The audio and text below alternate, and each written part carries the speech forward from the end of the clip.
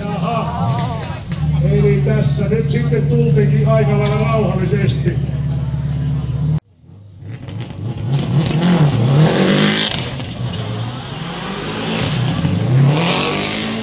Ja pienet kädet.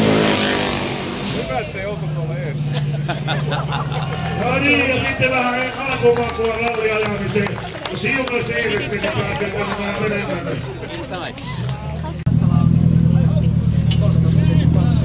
Näville on enää 7,4 sekunnin päässä. Tässä voidaan nähdä tänään vaikka mitä. Ja Juha Hänninen putosi sitten kilpailussa siellä 9 perättiautossa. Piru Lampala on 1.31.39 ja yksi epätys mitään sen tehollisia 1.37,5 Lampala perässä ja Hännisen tuota eroa. No niin, Tommi. Oliko jo hypätty jousitusrikki, kun ajoit hiljaa tuohon hyppyriin?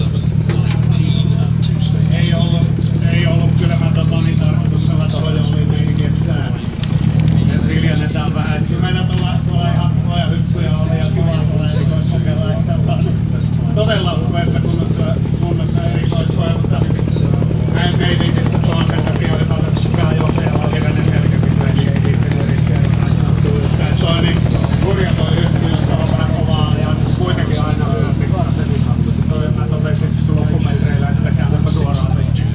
Tuossa mietittiin etukäteen, että oliko nuotti kohdillaan, miten se tuli japanin kielen nuotti, että oliko helppo ymmärtää? Joo, ei ne siinä paljon nuottia lueskeltu, että se oli todella upea keli ja upea erikoista. Mä luulen, että kyllä kuljettajatkin nautti ihan jo se pikkusen osuus oli niinku aivan huippua. Eli sitten tää isotia oli todella hieno pito, kun se on pikkasen kosteen toi tienpinta, niin tuntuu, että ei mitkään niinku uskallu vetää niin kovaa kuin olisi voinut vetää. Tietenkään mä en sitä silloin aikaa, kun mä oon ajanut tonne ihan tietenkään täysillä viittinyt tulla.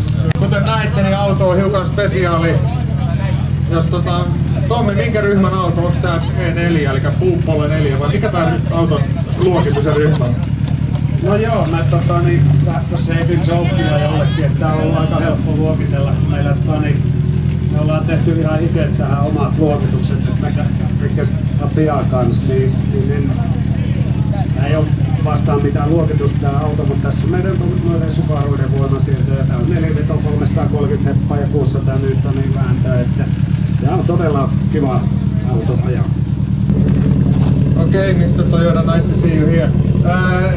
Just a few kilometers with Tommy, and the special stage was very legendary own in Pohja in the earlier times, nowadays Kakaris.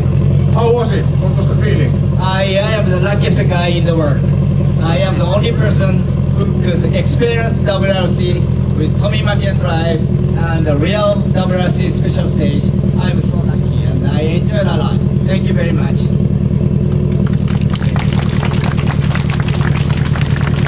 Great.